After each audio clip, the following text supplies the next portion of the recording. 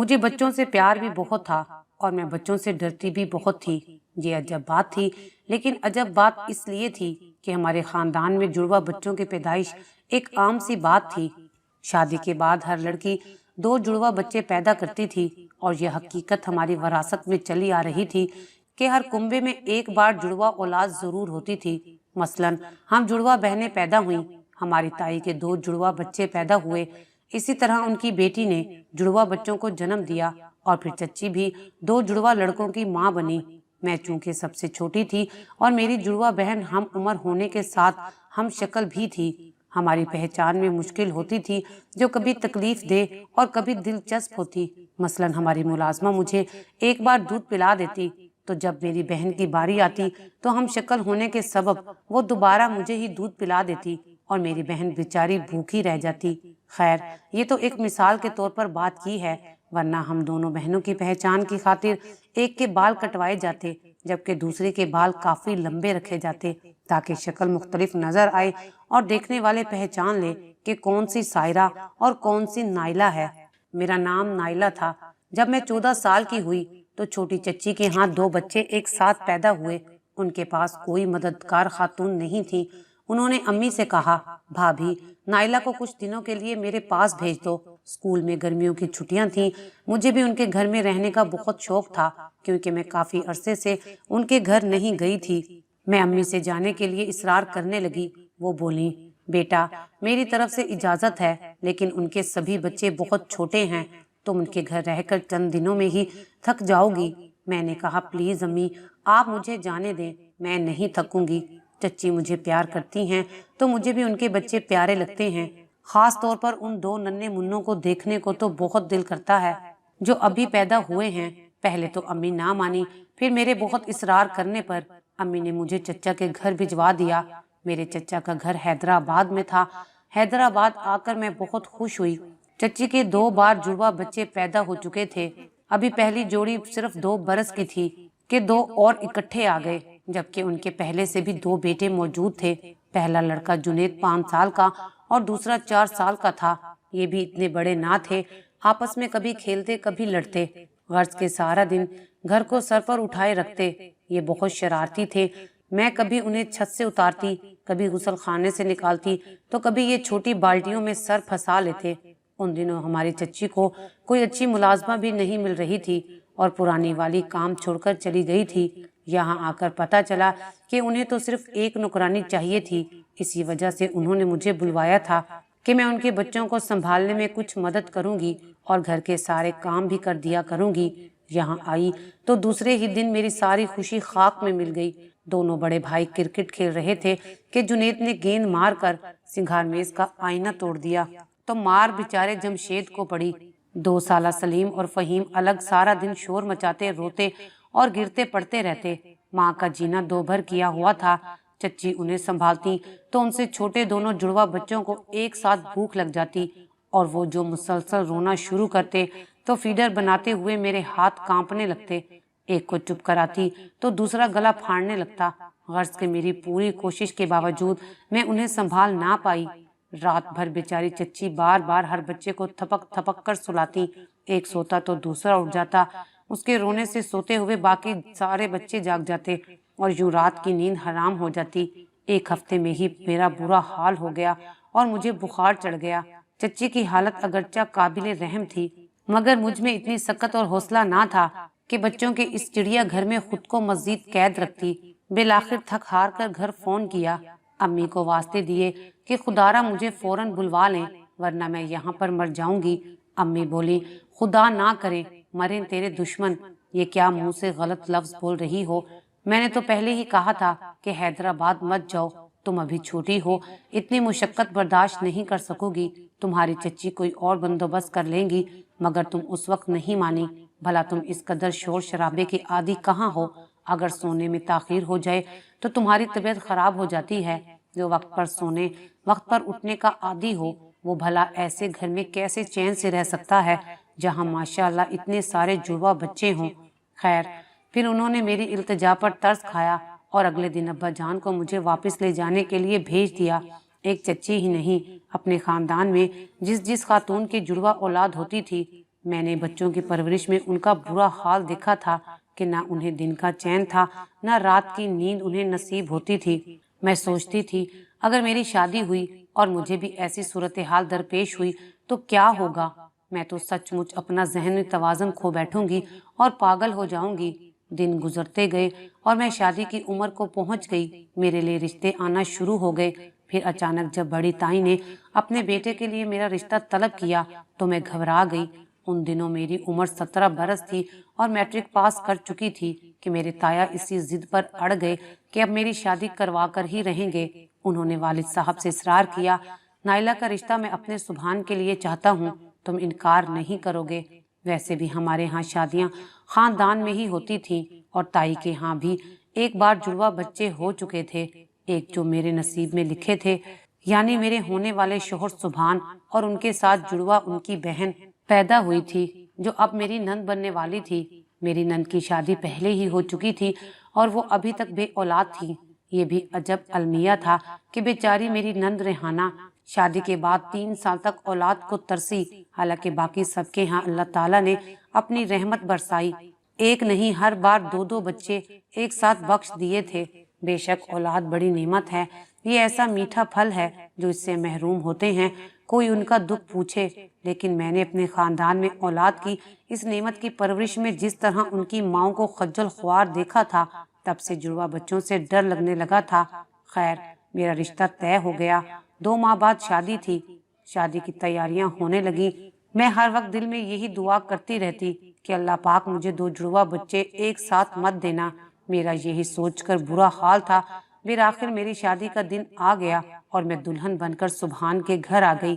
شادی کے سال بعد اللہ تعالیٰ نے اولاد کی نعمت سے بھی سرفراز کر دیا۔ پہلے بیٹی اور پھر بیٹا ہوا، دونوں میں 4 سال کا مناسب وقفہ تھا۔ میں سکون سے رہی اور جڑواں بچوں کی خوشخبری سے جو ڈر لگتا تھا وہ جاتا رہا۔ میرے شوہر بہت اچھے تھے، میری ہر بات مانتے تھے، گھر میں کبھی بھی کسی چیز کی کمی نہ تھی، اللہ تعالیٰ کا دیا سب کچھ تھا۔ میں بھی خوش تھی کہ اللہ تعالیٰ نے میری دعا قبول کر لی اور میرے جڑواں بچے پیدا نہیں ہوئے۔ بڑی تائی اگرچہ ہم سے پیار کرتی تھی مگر جب ساس بنی تو سخت مزاج کی ہو گئی۔ میں سارا دن کام کرتی تو بھی وہ خوش نہ ہوتی۔ تب میں سوچتی کہ آخر انہیں کیا ہوا ہے، اتنی خدمت کرتی ہوں، ہر حکم ان کا بجا لاتی ہوں، پھر بھی ناراض رہتی ہیں، آخر میرا قصور کیا ہے؟ سبحان سے کہتی، وہ یہ کہہ کر چپ کرا دیتے کہ کوئی بات نہیں، تم برداشت کرو، میں اپنی طرف سے تمہیں کوئی تکلیف نہیں دوں گا، مگر وہ میری ماں ہیں، ان کی شان میں کوئی گستاخی نہیں کر سکتا، تم بس کام کرتی رہو، باقی وہ خوش ہوں یا ناراض یہ ان کا کام ہے، لیکن تمہاری طرف سے کوئی کوتاہی نہ ہو اور میں یہ برداشت نہیں کروں گا۔ خیر میں نے اپنے شوہر کی باتیں اپنے پلے باندھی اور اپنی ساس کو کوئی جواب نہ دیتی، وہ مجھے برا بھلا بھی کہہ دیتی تو میں چپ رہتی۔ دن اسی طرح گزر رہے تھے۔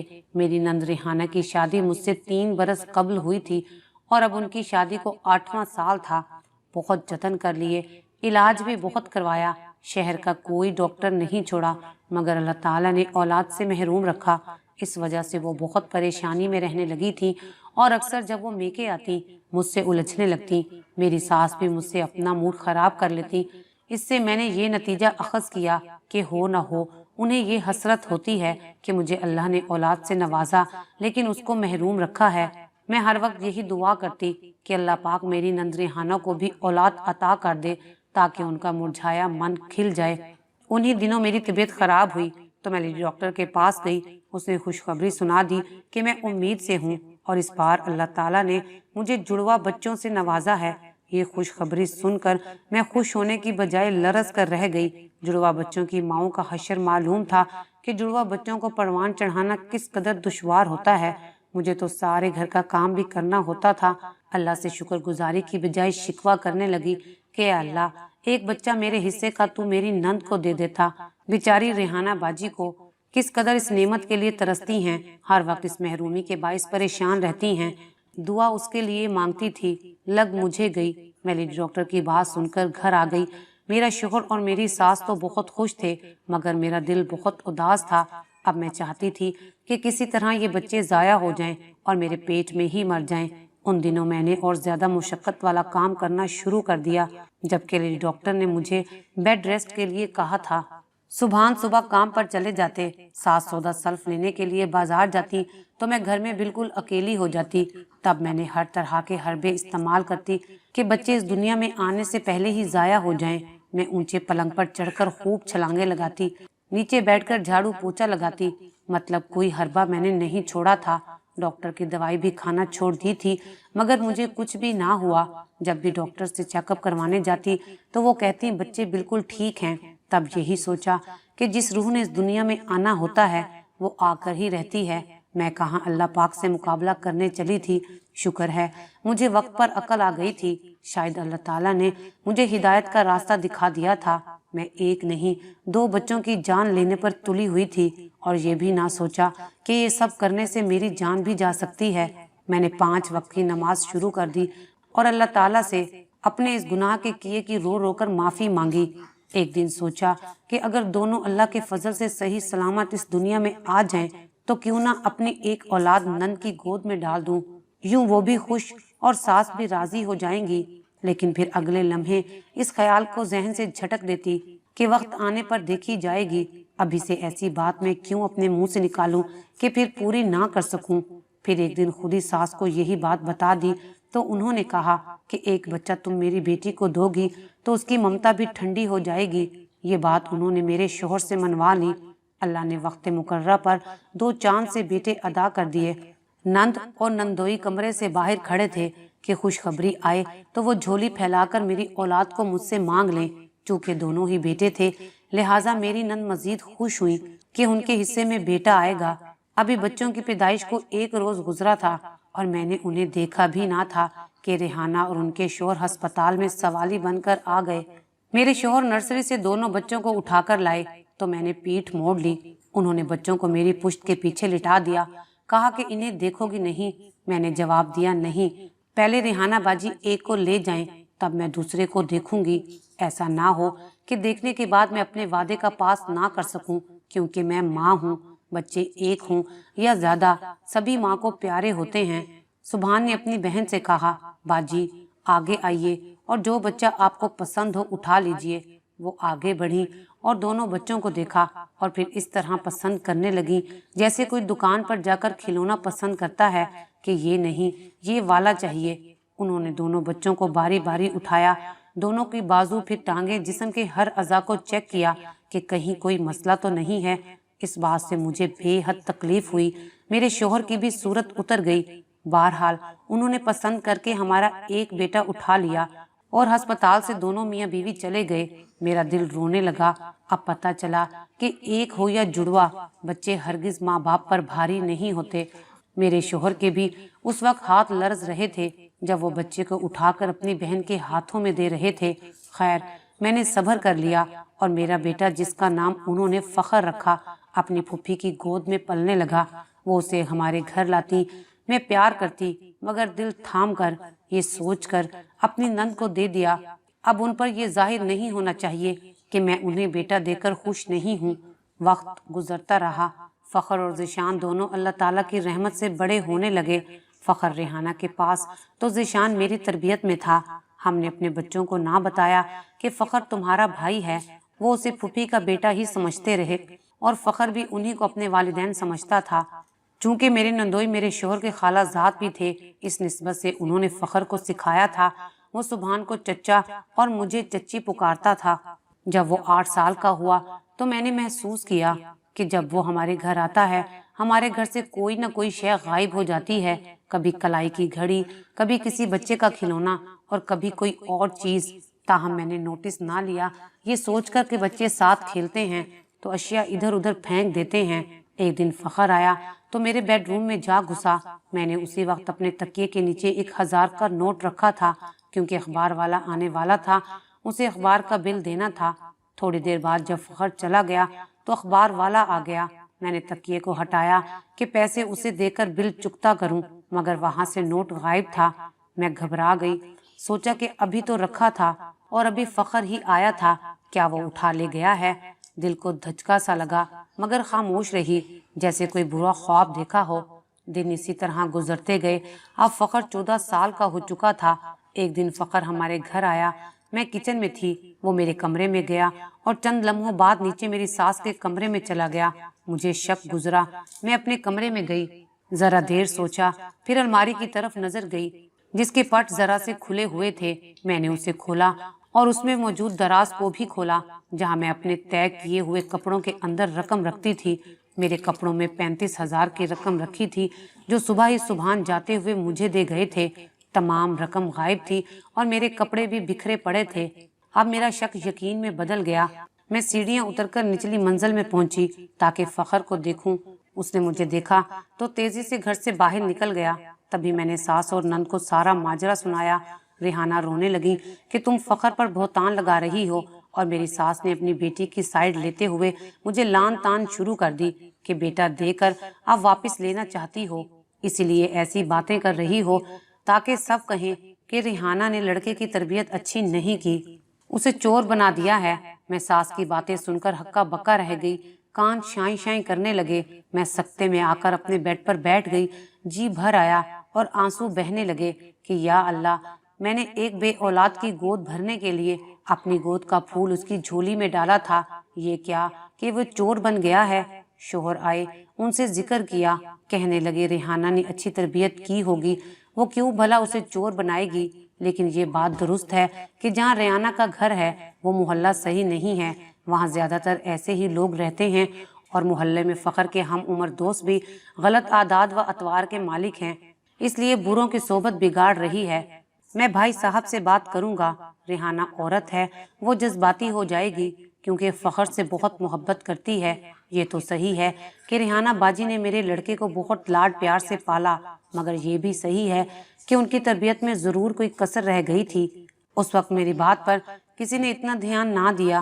آگے چل کر فخر نے چوری کا راستہ اختیار کر لیا اور ایک دن ہمسائے کی موٹر سائیکل چراتے ہوئے پکڑا گیا۔ پڑوسی نے پولیس کو فون کر دیا۔ اس وقت فخر کی عمر 16 برس تھی۔ بچہ کہہ کر معافی دلوائی، پولیس سے کسی طرح سبحان نے منتیں کر کے جان چھڑوائی، مگر اب میں بہت پچھتاتی کہ کیوں اپنی اولاد کسی اور کے سپرد کی۔ جہاں اور بچے ماں باپ کے زیر سائے پل رہے تھے، یہ بھی پل جاتا۔ میں نے اس کی پیدائش سے پہلے ہی جڑواں ہونے کے بنا پر اسے ریحانہ کے حوالے کرنے کا کیوں سوچا؟ آج جب بھی فخر کے بارے میں سنتی ہوں کہ اس نے یہ غلط کام وہ غلط کام کیا تو دل دکھ جاتا ہے۔ ادھر اس کا جڑواں بھائی اب بھی ہر کلاس میں پوزیشن لیتا ہے، میرے اور بھی بچے پڑھائی میں آگے ہیں، مگر افسوس میرا فخر میٹرک بھی پاس نہ کر سکا۔ اسے ریحانہ اور اس کے شوہر کے لاڈ پیار نے کہیں کا نہ رکھا اور مجھے بھی اپنے کیے کی سزا مل رہی تھی۔ میں نے کیوں اپنے بچے کو بوجھ سمجھ کر انہیں دیا تھا؟ اب شکوہ کروں تو کس سے کروں؟ بس رو رو کر دعا کرتی رہتی ہوں کہ اللہ تعالیٰ فخر کو سیدھی راہ پر چلائیں، اسے نیک ہدایت دیں اور ہر مصیبت اور رسوائی سے بچائیں۔ اگر آپ کو ہماری یہ ویڈیو اچھی لگی ہو تو اسے لائک کریں، شیئر کریں اور مزید اچھی ویڈیوز دیکھنے کے لیے ہمارا چینل سبسکرائب کریں۔